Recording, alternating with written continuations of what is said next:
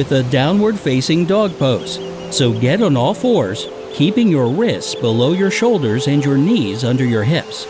Then, tuck your toes under, press your hands into the floor, and straighten your legs to bring your bum up towards the ceiling. We're gonna hold this pose for 30 seconds. Ready? Let's go.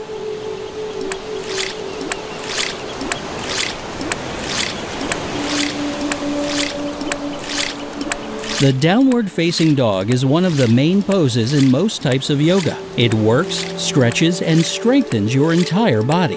If it's too hard for you, you can bend your knees a little bit. 10 more seconds. And great job!